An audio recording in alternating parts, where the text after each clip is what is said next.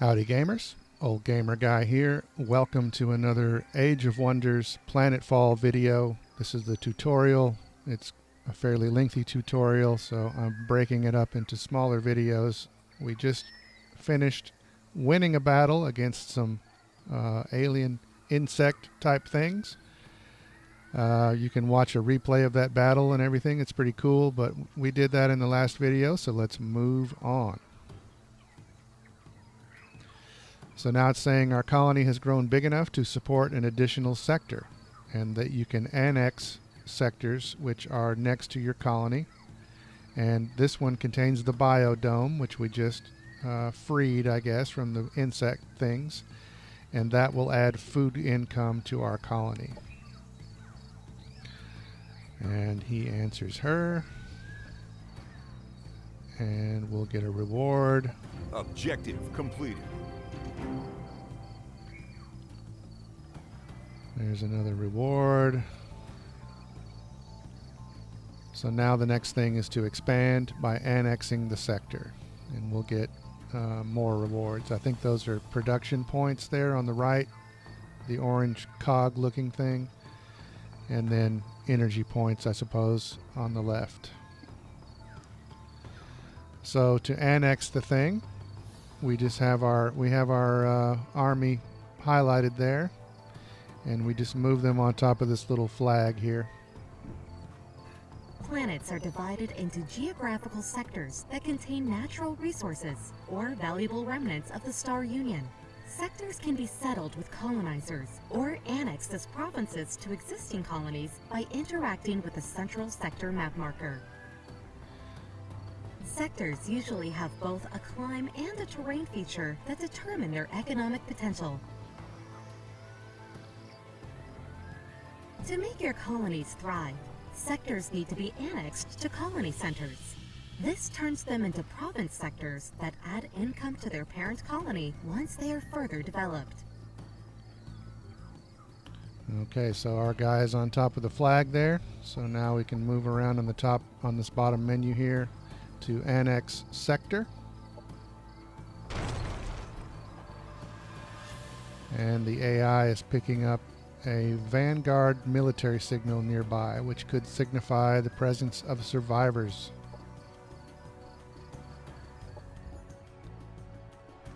There's the signal, and that's the next objective, is to investigate that signal.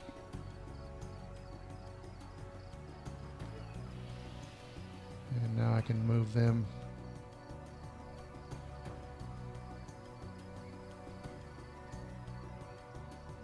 I don't know if I can move them that far. Probably not. No. They only moved to there. Okay, so on the right side of the screen there, it says R2 in turn, so I'm holding R2. You have just annexed a sector, and it can now be exploited for one of the main resources. Ideally, the chosen exploitation type matches the terrain and climb features of the sector for future leveling potential. Yeah, so like she says, once you get a sector in control, it has certain resources and things that can be exploited, so you choose to exploit in a certain way.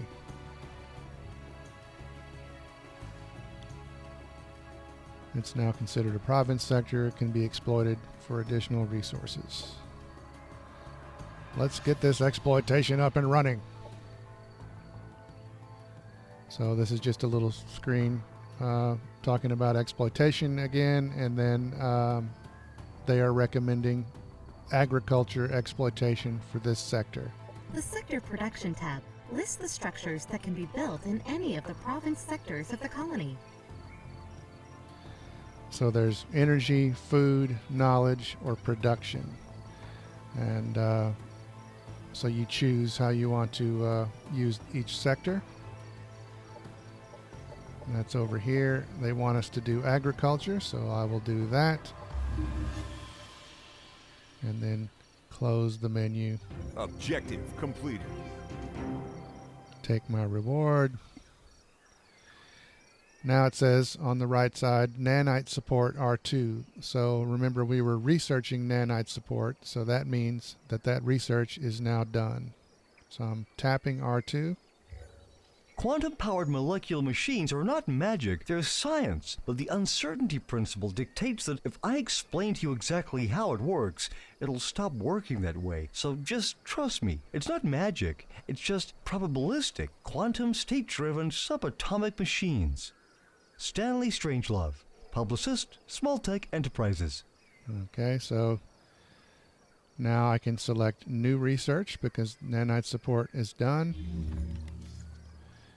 And so I can do one of these other two in the first little part of the tree here, or because I did nanite support, that tree goes over to these or this one. So I could select any of these three as well. I like defense. I like defensive type stuff to keep my units alive, so I'm going to go with smart defense modules. I'm not really sure it matters for the purposes of this tutorial, but that's what I'm going to do. And then I will close this out. So now we can move all the way to there.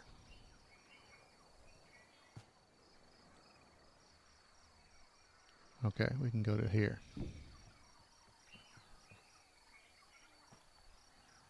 And we've run into another bunch of soldiers, friendly soldiers. They are saying their settlement was overrun by hopper hounds and they need help fighting them off, and they've also got blueprints for some weapon mods that they're going to give us.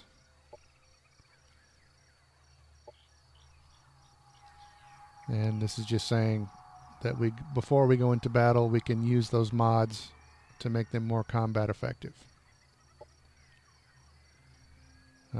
Equipping the mods. Objective completed. Taking a reward. Accepting the next challenge. And now, before we go ahead and move in there, it says Frontier Facilities R2. That means that the society research we were doing, the Frontier Facilities, is done. Our colonies require the means to protect themselves and a reason to stay. At the very least, it's time to invest in some good old-fashioned guns and beer. Dollar Smith, Deneb Colony Mayor. Now we can select more research. And again, we can do the other things that are in Tier 1. Excuse me. Or, dang it, or we can go into the middle of Tier 2 here, because this Frontier Facilities tree goes into all four of these things. So let's see, let's go for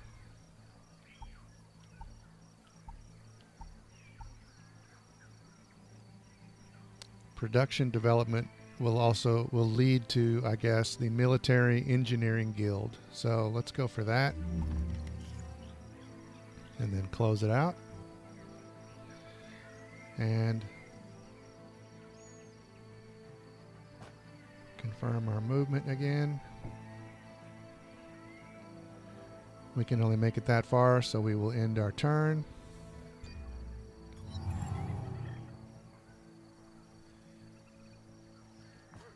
And now we can move up to the flag here.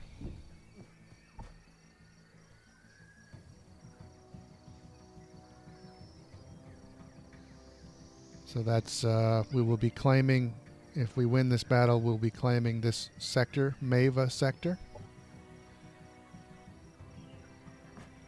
So before I do that though, I'm going to equip those mods. So I highlighted this set of units here by pressing R2. Now I'm pressing up on the D-pad.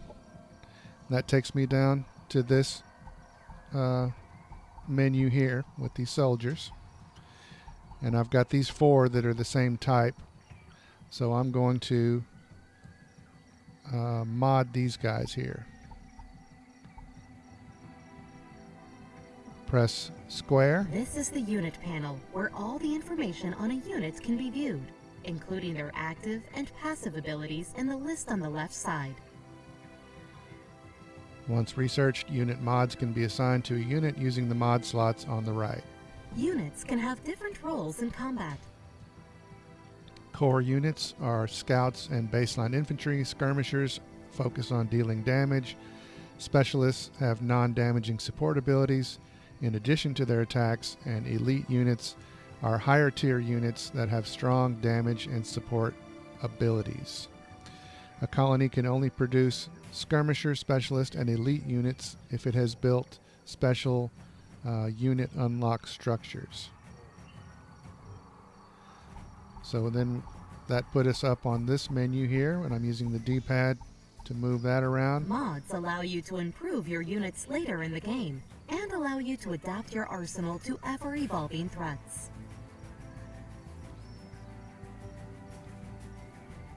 So let's see, we'll go for nanite injectors, and then we'll go ahead and use the flechette ammunition as well. So now I can mod just one unit, or I can mod all 3 units at the same time, equivalent units. I'm going to do that. Once mods have been assigned to a unit, a new template needs to be made for the modified unit. Okay. And you can change the name of the template. I will confirm the sharp unit. And let's see, I don't know if I can do the same. Heroes are special units that lead your armies. Commander, you are also represented as a hero on the map. Let's see if I can.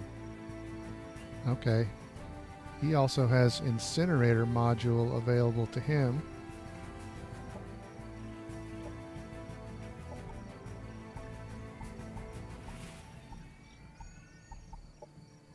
I don't know if he has a laser weapon, so I don't think it'll do any good to have him equip the flechette ammunition. I don't think so anyway.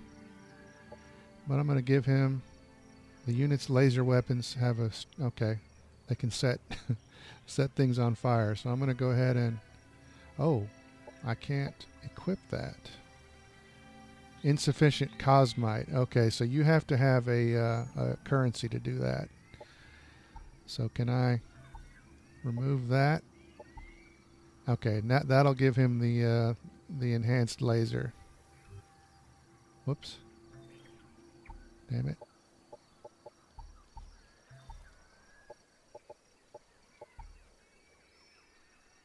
Okay, and I will confirm the loadout. Alright, so before I move in and get into combat here, I'm going to go ahead and end this video. And this is part 3 of the tutorial, and we will pick it up with part 4 right here in the next video. Thanks for watching.